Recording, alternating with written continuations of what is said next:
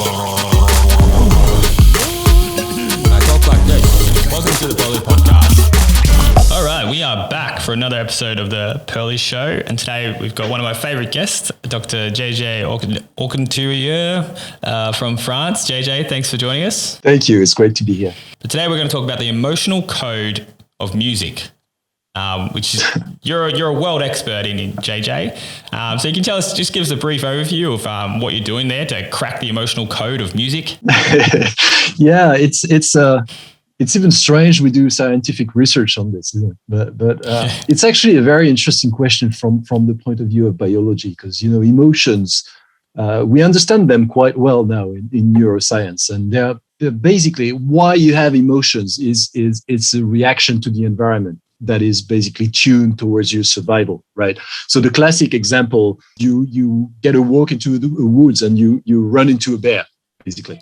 And I'm in the woods. It's not easy to relate to that type of example. Yeah.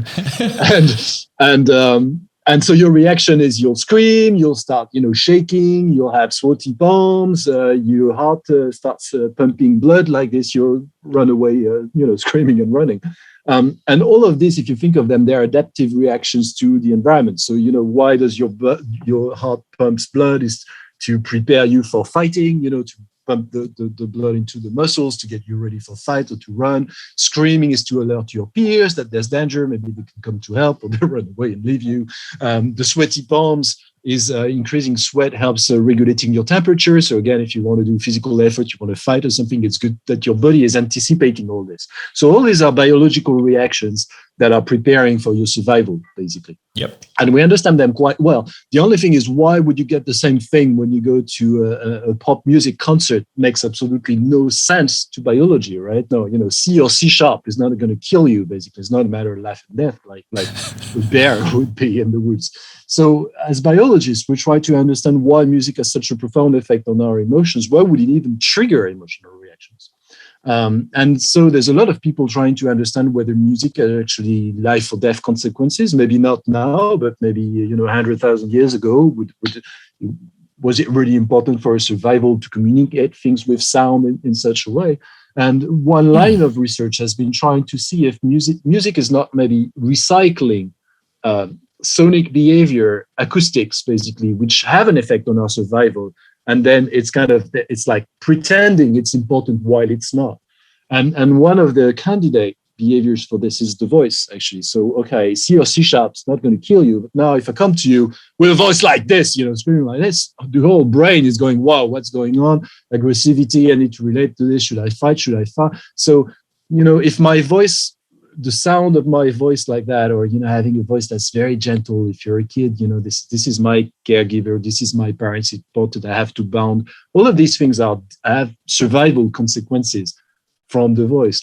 And one idea is that maybe with the soft notes, with the nice little violin or harp sounds, or the big cymbal blows like this and the trumpets, music may be actually imitating some of the acoustic features in voice that are important for survival. So there's a whole lot of research trying to see whether musical sounds trigger, reactions in the voice centers of your brain, whether things that work on your voice also work on musical instruments.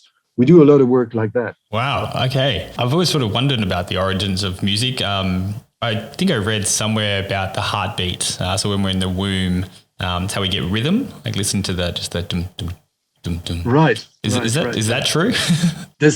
So people looking at musical rhythm, there are very deep links between rhythm and say social entrainment, as we call it. So for instance, there are funny experiments with babies where if you not shake, but if you hold a baby and a baby holder and you oscillate in rhythm in sync with music, for instance, the baby will notice that and will have positive reactions to the music. There's experiments where someone is holding a baby like this and looking at another person and they oscillate in rhythm on the music.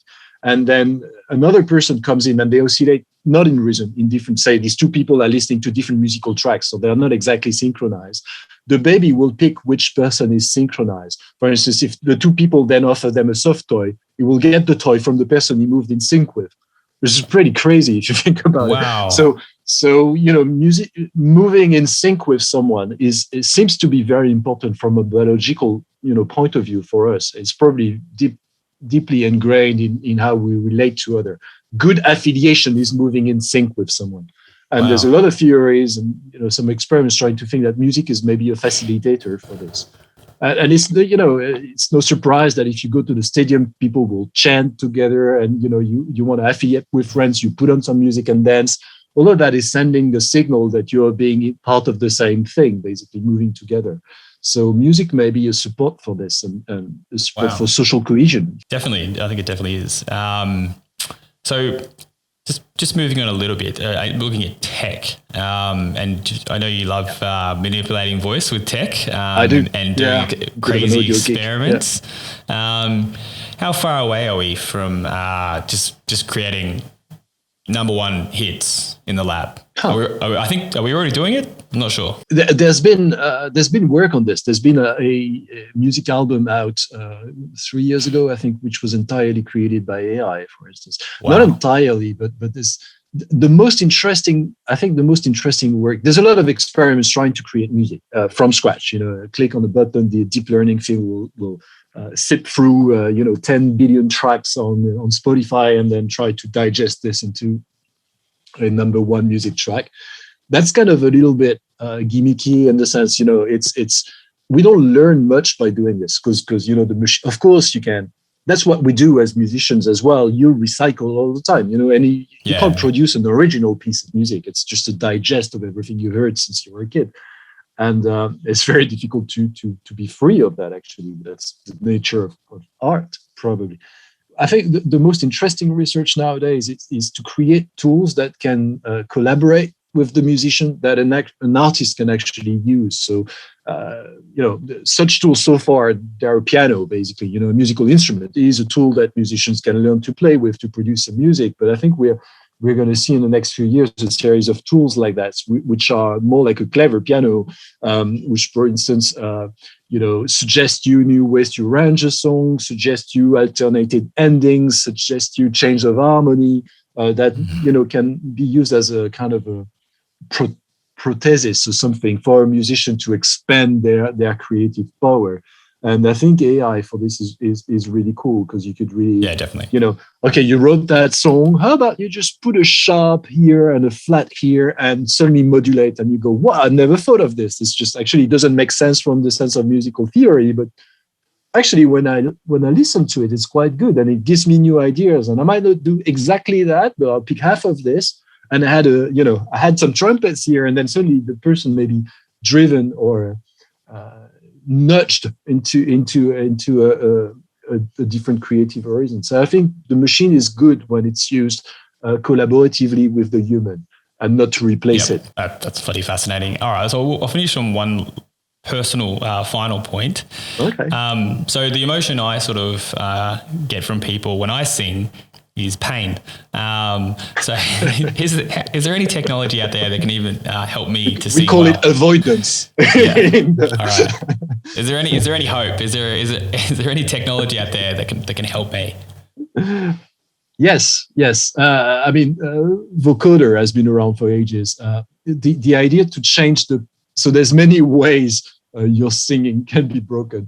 But the most obvious one is not being able to strike a note. You want to hit for this and you go, you can't really get it. And so if you have a target of what note you want to sing, from a recording of your voice, it's fairly easy now to change the pitch of your voice. So to make sure it aligns with the note you want to strike. The problem if you do this too hard is you get this vocoder type of sound where it's totally flat when you hit the sound.